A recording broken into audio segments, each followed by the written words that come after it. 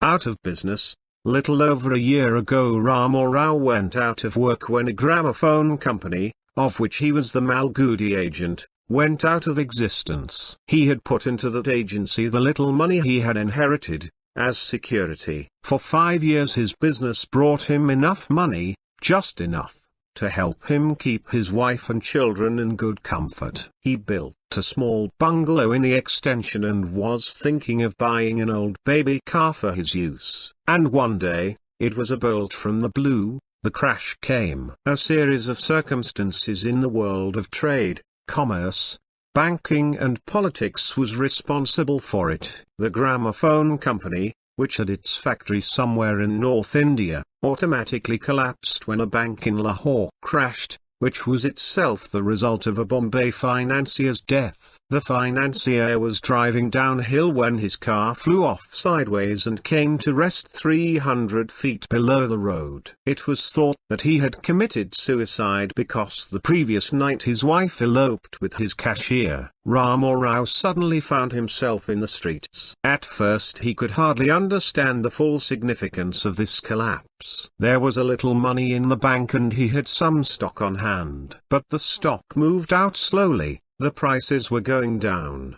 and he could hardly realize a few hundred rupees. When he applied for the refund of his security, there was hardly anyone at the other end to receive his application. The money in the bank was fast melting. Ramarao's wife now tried some measures of economy. She sent away the cook and the servant, withdrew the children from a fashionable nursery school and sent them to a free primary school. And then they let out their bungalow and moved to a very small house behind the market. Ramarao sent out a dozen applications a day and wore his feet out looking for employment. For a man approaching 40, looking for employment does not come very easily, especially when he has just lost an independent, lucrative business. Ramarao was very businesslike in stating his request. He sent his card in and asked, "I wonder, sir, if you could do something for me. My business is all gone through no fault of my own. I shall be very grateful if you can give me something to do in your office."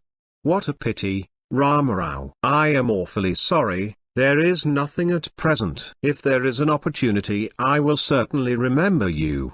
It was the same story everywhere. He returned home in the evening. His heart sank as he turned into his street behind the market. His wife would invariably be standing at the door with the children behind her, looking down the street.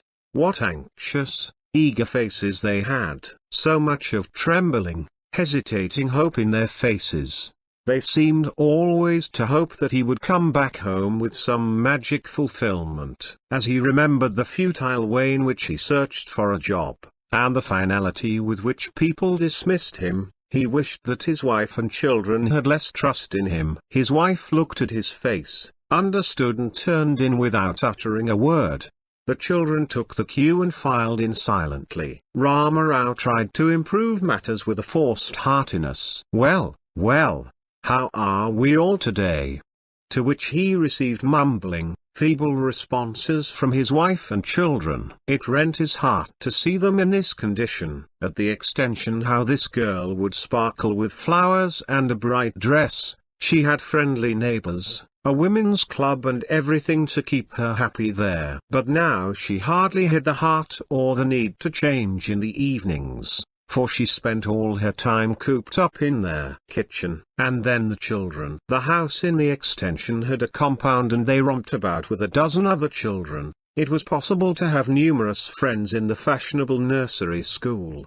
But here the children had no friends and could play only in the backyard of the house. Their shirts were beginning to show tears and frays. Formerly they were given new clothes once in 3 months. Ramarao lay in bed and spent sleepless nights over it. All the cash in hand was now gone. Their only source of income was the small rent they were getting for their house in the extension. They shuddered to think what would happen to them if their tenant should suddenly leave. It was in this condition that Ramarao came across a journal in the Jubilee reading room. It was called The Captain. It consisted of 4 pages, and all of them were devoted to crossword puzzles. It offered every week a first prize of 4,000 rupees. For the next few days his head was free from family cares. He was thinking intensely of his answers. Whether it should be tallow or follow, whether bad or mad or sad would be most apartment for a clue which said, men who are this had better be avoided. He hardly stopped to look at his wife and children standing in the doorway when he returned home in the evenings. Week after week he invested a little money and sent his solutions, and every week he awaited the results with a palpitating heart. On the day a solution was due he hung about the newsagent's shop, worming himself into his favor in order to have a look into the latest issue of the Captain without paying for it. He was too impatient to wait till the journal came on the table in the Jubilee reading room. Sometimes the newsagent would grumble, and Ramarao would pacify him with an awkward, affected optimism. Please wait. When I get a prize I will give you 3 years' subscription in advance. His heart quailed as he opened the page announcing the prize winners. Someone in Baluchistan, someone in Dhaka and someone in Ceylon had hit upon the right set of words. Not Ramarao. It took 3 hours for Ramarao to recover from this shock.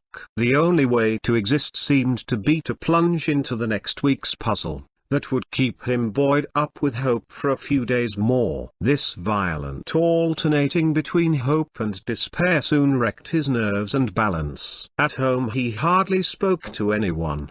His head was always bowed in thought. He quarreled with his wife if she refused to give him his rupee a week for the puzzles. She was of a mild disposition and was incapable of a sustained quarrel, with the result that he always got what he wanted, though it meant a slight sacrifice in household expenses. One day the Good Journal announced a special offer of 8,000 rupees. It excited Ramarao's vision of a future tenfold. He studied the puzzle. There were only 4 doubtful corners in it, and he might have to send in at least 4 entries. A larger outlay was indicated. You must give me 5 rupees this time, he said to his wife, at which that good lady became speechless. He had become rather insensitive to such things these days, but even he could not help feeling the atrocious nature of his demand. 5 rupees were nearly a week's food for the family. He felt disturbed for a moment, but he had only to turn his attention to speculate whether hope or dope or rope made most sense, for some people prefer this to despair, and his mind was at once at rest. After sending away the solutions by registered post he built elaborate castles in the air. Even if it was only a share, he would get a substantial amount of money. He would send away his tenants, take his wife and children back to the bungalow in the extension and leave all the money in his wife's hands for her to manage for a couple of years or so. He himself would take 100 and go away to Madras and seek his fortune there. By the time the money in his wife's hands was spent, he would have found some profitable work in Madras. On the fateful day of results Ramarao opened the Captain, and the correct solution stared him in the face. His blunders were numerous. There was no chance of getting back even a few annas now. He moped about till the evening. The more he brooded over this the more intolerable life seemed. All the losses, disappointments and frustrations of his life came down on him with renewed force. In the evening instead of turning homeward he moved along the railway station road. He slipped in at the level crossing and walked down the line a couple of miles. It was dark. Far away the lights of the town twinkled, and the red and green light of a signal post loomed over the surroundings a couple of furlongs behind him. He had come to the conclusion that life was not worth living. If one had the misfortune to be born in the world, the best remedy was to end matters on a railway line or with a rope. Dope hope.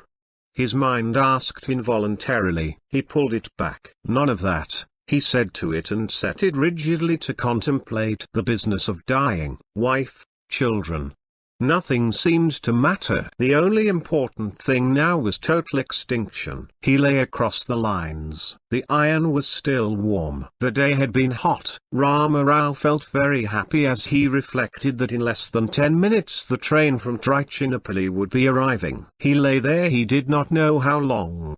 He strained his ears to catch the sound of the train, but he heard nothing more than a vague rattling and buzzing far off.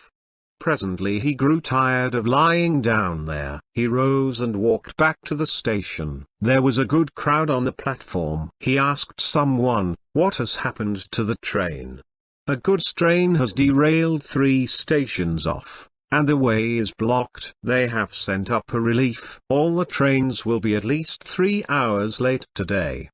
"God, you have shown me mercy," Rama Rao cried, and ran home. His wife was waiting at the door, looking down the street. She brightened up and sighed with relief on seeing Rama Rao. She welcomed him with a warmth he had not known for over a year now. "Oh, why are you so late today?"